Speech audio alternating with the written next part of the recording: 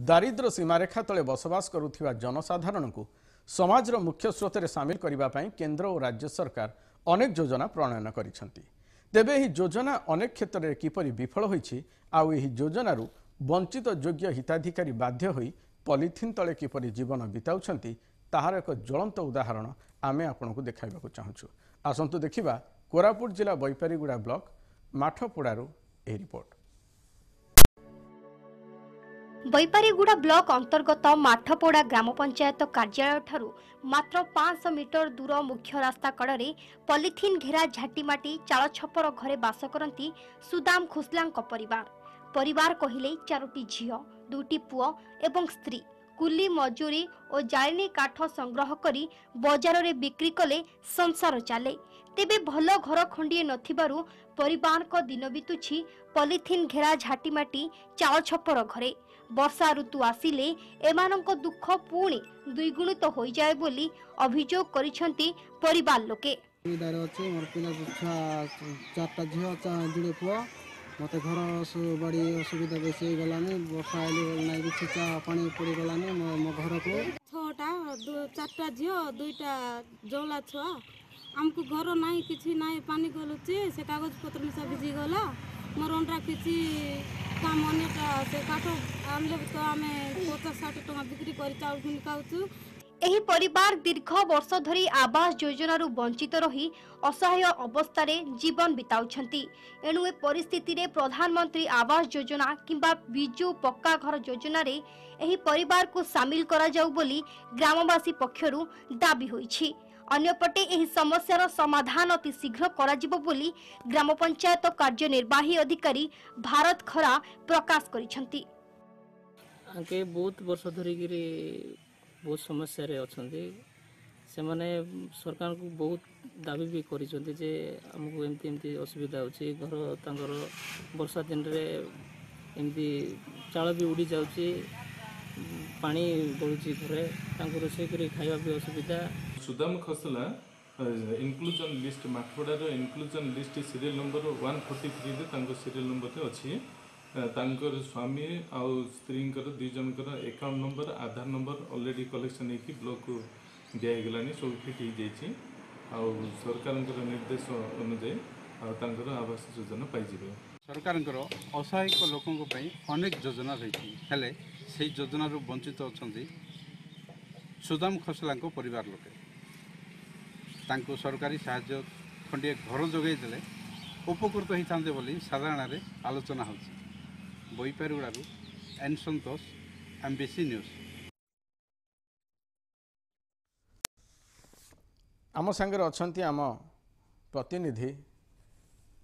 N संतोष को पाखक जा। संतोष बर्तमान सबुठ बड़ प्रसंग होची जे घटना रे सुदाम को परिवार को कहीं एपर्यंत मौलिक सुविधा मिलला नहीं कौन कहिबे? ब्लॉक रो माठपोड़ा पंचायत मुख्य कार्यालय ठारू प्राय 500 मीटर दूर रे एही असहाय निष्पेषित गरीब सुदाम परिवार लोके बसवास करती। 2 पुओ आउ 4 झील को नहीं स्वामी स्त्री पॉलिथिन तले निजर परिवार सहित अति कष्ट रे जीवन बिताउछंती। वर्ष नुहे प्राय 10 वर्ष धरी मौलिक सुविधार वंचित रही एपरी निजर जीवन को बिताउथबा देखिबो मिलछि।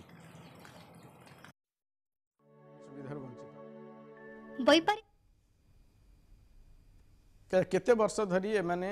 जदि आप मते सुनी पारछन्ती संतोष केते वर्ष धरी एमाने एभली सरकारी सुविधार वंचित अछन्ती? प्रश्न समस्त मन रे रही जे सुदाम खसला जे कि गरीब असहाय केमती सरकारी योजनार वंचित अछन्ती। एठारे संपूर्ण भाव दायी सरकारी कल रहिबे जे काना ग्रामांचल विकास पई सरकार मालमाल योजना प्रणयन करा जाउची एवं एथिपई एई योजना सफल रूपायन करिया पई ग्रामांचल तल स्तर आरंभ करी पदाधिकारी माने उच्च पदाधिकारी माने यार दायित्व नहीं छंती। सुदाम किपरि एई आवास योजना वंचित रही केवल प्रशासन पई प्रश्नवाची सृष्टि से ही उत्तर दे पारिबे। बीपीएल कार्ड अच्छी ना नहीं ये गोटे बड़ प्रसंग एते दिन धरी आवास योजन से वंचित अच्छा क्या नजर रे जो मैंने स्थानीय प्रशासनिक अधिकारी अच्छा जो मैंने स्थानीय नेता अच्छा से नजर एक आसी ना नहीं राशन कार्ड अच्छी आउ परिवार लोक टंकाखिया चाउल पाँच किंतु से परिवार दुई जन को चाउल मिलुवा परिवार लोके अभियोग रखिंट सुदाम जेहेतु गोटे गरीब कोली मजूरिया लोक से जंगल को जाई जालेनी काटी निजर दुई पैसा रोजगार करे से जीवन यापन बिताउं अति कष्ट सहित बिताउं एमाने दुई बेला ठीक खाइबा को पाऊना यहीपरी अवस्था यही मुख्य कार्यालय ठारू 500 मीटर दूर यहीपरी दुखद जीवन बिताउवा यह एक बड़ दुखद घटना मुझे रोकुची ये केवल दर्शक मानू कही रखा चाहे जे भली अनेक गुड़े घटना आम लगातार ये कार्यक्रम माध्यम जोगई देवा चाहूँ जे सरकारी आवास रु किभली भाव स्थानीय लोक वंचित होती विभिन्न जगार ओडिशार विभिन्न जिले में एभली घटना देखा मिलूँ ए घटना हूँ बैपारीगुड़ा ब्लॉक अंतर्गत माठपड़ा ग्राम पंचायत कार्यालय ठार मात्र 500 मीटर दूर बहुत दूर नुह जे कहा नजर को आसब ना मुख्य रास्ता कड़े पॉलिथिन टाणी गोटे परिवार रोचे एवं एक स्थानीय जो माने प्रशासनिक अधिकारी अच्छा से नजर पड़ूना किंबा जो माने निर्वाचित नेता अच्छा जो माने से जगार लोक मैंने जहाँ को सरपंच भाव निर्वाचित कर नजर को मध्य आसला ना 6टी प्राणी कुटुंब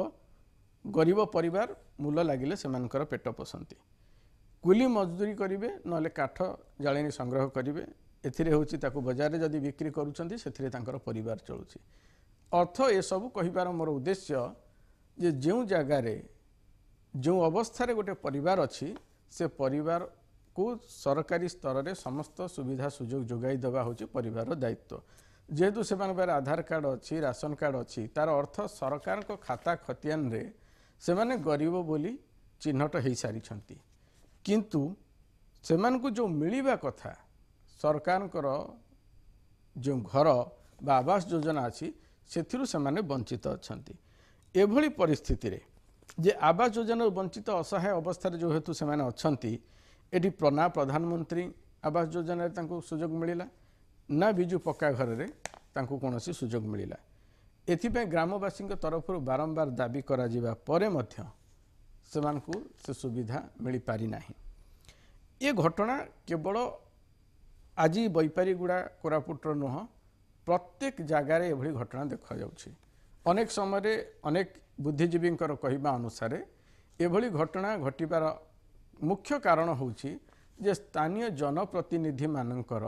आंतरिकतार अभाव से माने चिन्हट करूनाहांती बा कौनसी राजनैतिक उद्देश्य रखी एभली किछि लोकों को छाड़ी दिया जाउछि बा एकथा भी कह जाई पारे जो मानकर घर अच्छी जो मान आर्थिक भाव स्वच्छल से भी घर मिलूछि किंतु जो माने प्रकृत रे हिताधिकारी से माने पाइबाकू योग्य हिताधिकारी से घर मिल पारु नाही तार कारण एकथा भी आसुछि जे ता भितरे पीसी कारबार होछि जो माने पैसा देउछंती से घर मिल जाउछि जो माने देउनाहांती से मिलू नाही ये अभियोग मध्य आसुछि किंतु राज्य सरकार बा केंद्र सरकार उद्देश्य बा लक्ष्य जे 2022 जहाँ लक्ष्य रखा जाइथिला जे प्रत्येक गरीब लोकर मुंड उपरे एक छात देबा पाई से जो स्वप्न केंद्र सरकार देखुछंती ओडिशा रे राज्य सरकार देखुछंती बिजु आवास योजना रे प्रत्येक गरीब लोक को घर देबा पाई से स्वप्न किंतु साकार हैला भली अंतत भविष्यत रे लागू नाही जदि एई भली भाव रे स्थानीय प्रशासनिक अधिकारी स्थानीय जनप्रतिनिधि माने सरकार उद्देश्य और लक्ष्य को पूरण करने दिगरे कौन पदक्षेप न ग्रहण करती तो यही अनेक सुदाम खोसला आसबे आपण नजर को जो माने एभली घर अभाव रे कौन निज परिवार को धरी रास्ता कड़े पॉलिथिन तले मुंड गुंजा को बाध्य हेबे। मु पुणी फेरिया को चाहिए संतोष को पाखक ये संतोष जितेबले गोटे बड़ प्रसंग आसूची जे सुदाम खोसला निज समस्या संपर्क में निश्चित भाव में अन्य मानक जन थे एवं जदि जनइले से अन्य माने ए संपर्क में कौन पदक्षेप ग्रहण कले थरे नुहे बहुबार से सरपंच ठार आरंभ करी पर्यंत समस्त को अभियोग कर परिवार लोक कहते आ समस्यार समाधान न होगा जो से माने କେବଳ ନିଜର ଭାଗ୍ୟକୁ ଆଦରି ବସିଛନ୍ତି। ଏଠାରେ ସମସ୍ତେ ଦେଖୁଛନ୍ତି, ସମସ୍ତେ ଯା ଆସ କରନ୍ତି ଏହି ମୁଖ୍ୟ ରାସ୍ତାରୁ ଅଳ୍ପ କିଛି ରାସ୍ତା କଡ଼ରେ ହିଁ ଘର, ତଥାପି କାହାର ନଜର ପଡ଼ୁନାହିଁ। ଇଏ ଗୋଟେ ମାନେ ନିନ୍ଦନୀୟ, ଏହିପରି ଦୁଃଖଦ ଖବର, ଏହିପରି ଦୁଃଖଦ ଘଟଣା, ଏହିପରି ନିଷ୍ପେଷିତ ଜୀବନ ବିତେଇବା ଏହା ଗୋଟେ ଦୁର୍ଭାଗ୍ୟଜନକ। ଯେଉଁମାନଙ୍କର ଘର ଅଛି ସେମାନେ ପାଉଛନ୍ତି। ମୁଁ ଯାହା କିଛି ସମୟ ପୂର୍ବରୁ କହୁଥିଲି ଯେ ସେମାନେ ଆର୍ଥିକ ଭାବେ ସ୍ୱଚ୍ଛଳ, ସେମାନଙ୍କୁ ଘର ମିଳୁଛି, କିନ୍ତୁ ସୁଦାମଙ୍କ ଭଳି ଜଣେ ଗରିବ ଲୋକ ଯାହା ପାଖରେ ମୁଣ୍ଡ ଗୁଞ୍ଜିବାକୁ ଘର ନାହିଁ ଏବଂ ଖାଇବାକୁ ମଧ୍ୟ ପେଟକୁ ଦାନା ମିଳୁନାହିଁ, ଗୋଟେ ଦିନ ଯଦି ସେ ବାହାରକୁ ନ ଯାଉଛି ଉପାସରେ ଶୋଉଛି, ତାକୁ କିଭଳି ଏଭଳି ସରକାରୀ ସୁବିଧାରୁ ସେ ବଞ୍ଚିତ ରହିଗଲା? ହଁ, ଠିକ୍ କଥା କହିଲେ, ପଚାରିଲେ ଯେ ଆର୍ଥିକ ଭାବେ ସଚ୍ଛଳ ଥିବା ପରିବାର ପାଇଁ ସରକାର ଯୋଜନାରେ ସାମିଲ କରାଯାଉଛି, ଏହା ସତ କଥା। କିନ୍ତୁ ଯୋଗ୍ୟ ହିତାଧିକାରୀ ଏହି ଯୋଜନାରୁ ବଞ୍ଚିତ ଅଛନ୍ତି, କାରଣ ସେମାନେ ନିରୀହ ଆଉ ଅସହାୟ। କେଉଁଠି ନା କେଉଁଠି ପ୍ରଶାସନ ଉଦାସୀନତାର ଅଭାବ ଯୋଗୁଁ ଆଜି ସୁଦାମ ମୌଳିକ ସୁବିଧାରୁ ବଞ୍ଚିତ ରହିଛି। ତାଙ୍କ ଏହି ଅସହାୟ ପରିବାରକୁ ଅତି କଷ୍ଟରେ ଜୀବନଯାପନ ବିତାଉଛନ୍ତି। ଧନ୍ୟବାଦ, ଅନେକ ଅନେକ ଧନ୍ୟବାଦ ସନ୍ତୋଷ। ଇଏ ଥିଲେ ଆମର ପ୍ରତିନିଧି ଏନ୍ ସନ୍ତୋଷ, ଯେ କି ଘଟଣାକୁ କଭର କରିଥିଲେ ଏବଂ ଯାହାକୁ ଆମେ ଆପଣମାନଙ୍କ ସାମ୍ନାରେ ଆଣିକି ପ୍ରସ୍ତୁତ କଲୁ ଯେ ବାସ୍ତବରେ ରାଜ୍ୟରେ ସରକାରଙ୍କର ଉଦ୍ଦେଶ୍ୟ ଓ ଲକ୍ଷ୍ୟ କେବେ ମନ୍ଦ ନୁହେଁ। ସରକାର ସବୁବେଳେ ପ୍ରୟାସ କରିଛନ୍ତି, ରାଜ୍ୟ ସରକାର, ଯେ ଦେଶରେ ରାଜ୍ୟରେ ଗରିବ ଯେଉଁମାନେ ଅଛନ୍ତି ସେମାନଙ୍କୁ ସରକାରୀ ସୁବିଧା ମିଳୁ ଏବଂ ସେମାନେ ସରକାରୀ ସୁବିଧାର ଫାଇଦା ଉଠାନ୍ତୁ। କିନ୍ତୁ ପ୍ରଶାସନିକ ଅଧିକାରୀ, ସ୍ଥାନୀୟ ପ୍ରଶାସନିକ ଅଧିକାରୀ ଏବଂ ସ୍ଥାନୀୟ ଜନପ୍ରତିନିଧିମାନଙ୍କର ଅଣଦେଖା ବା ଆନ୍ତରିକତାର ଅଭାବ ଯୋଗୁଁ ଏଇଭଳି ସୁଦାମାମାନଙ୍କର ସୃଷ୍ଟି ହୁଏ ଏବଂ ଏଇଭଳି ସୁଦାମାମାନଙ୍କୁ ଆପଣମାନେ ନିଜ ଟିଭି ସ୍କ୍ରିନ୍ରେ ଦେଖିବାକୁ ପାଉଛନ୍ତି। ଯେ ନିଜ ପରିବାରକୁ ଧରି ଏ ଯେଉଁ ବର୍ଷା ଆସୁଛି ଆଗକୁ ଆହୁରି ଭୟଙ୍କର ବର୍ଷା ହେବାର ସମ୍ଭାବନା ଅଛି, ସେଥିରେ ଗୋଟିଏ ପରିବାର ନିଜର ପିଲାମାନଙ୍କୁ ଧରି ସ୍ୱାମୀ ସ୍ତ୍ରୀ ଗୋଟେ ପଲିଥିନ୍ ତଳେ ନିଜର ଜୀବନ ବଞ୍ଚାଇବାକୁ ବାଧ୍ୟ ହେଉଛନ୍ତି, କାରଣ ସ୍ଥାନୀୟ ଜନପ୍ରତିନିଧିଙ୍କର ଆନ୍ତରିକତାର ଅଭାବ। ଇଏ ଘଟଣା ଅନ୍ତତଃ ସମସ୍ତଙ୍କ ପାଇଁ ଆଖି ଖୋଲିବାକୁ ବାଧ୍ୟ କରୁଛି ଯେ ଆଜିର ଓଡ଼ିଶା, ଯେଉଁ ବିକାଶର ଓଡ଼ିଶାର ସ୍ୱପ୍ନ ଆମେ ସମସ୍ତେ ଦେଖୁଛନ୍ତି, ସେ ବିକାଶର ଓଡ଼ିଶାର ଇଏ ହେଉଛି ଏପାଖ ଆଉ ସେପାଖ। ସରକାରଙ୍କର ଯୋଜନା, ମାଳମାଳ ଯୋଜନା ଏବଂ ସେ ଯୋଜନାକୁ କାର୍ଯ୍ୟକାରୀ କରିବା ପାଇଁ ସରକାରଙ୍କ ତରଫରୁ କୋଟି କୋଟି ଟଙ୍କା ପାଣି ଭଳି ବୁହାଇବା ପାଇଁ ସରକାର ପ୍ରସ୍ତୁତ ଅଛନ୍ତି, କିନ୍ତୁ ସେ ଯେଉଁ ପଇସା ବାସ୍ତବରେ ପ୍ରକୃତ ହିତାଧିକାରୀଙ୍କ ପାଖରେ ପହଞ୍ଚୁଛି କି ନାହିଁ ସେ କଥାକୁ କିନ୍ତୁ କେହି ଦେଖୁନାହାନ୍ତି ବା ସମସ୍ତେ ନଜରଅନ୍ଦାଜ କରିଦେଇଛନ୍ତି। ଯେଉଁଥିପାଇଁ ଆଜି ସୁଦାମ ଭଳି ପ୍ରକୃତ ହିତାଧିକାରୀ, ଗରିବ ଜଣେ ହିତାଧିକାରୀକୁ ପାଲ ତଳେ ରହିବା ପାଇଁ ବାଧ୍ୟ ହେଇଛି। ଏକଥା ଅନ୍ତତଃ ସମସ୍ତେ ବୁଝିବା ଦରକାର ଏବଂ ସ୍ଥାନୀୟ ପ୍ରଶାସନ ଏବଂ ସ୍ଥାନୀୟ ଜନପ୍ରତିନିଧିମାନେ ନିଜର ଦାୟିତ୍ୱକୁ ଠିକ୍ ଭାବରେ ନିର୍ବାହନ କରିପାରିଲେ ଆଉ କୌଣସି ସୁଦାମାକୁ ପାଲ ତଳେ ବଞ୍ଚିବାକୁ ବାଧ୍ୟ ହେବାକୁ ପଡ଼ିବ ନାହିଁ। ଆଜିର ଓଡ଼ିଶାକୁ ଏଇଠି ରଖିବା, ବିଦାୟ ଦିଅନ୍ତୁ, ନମସ୍କାର।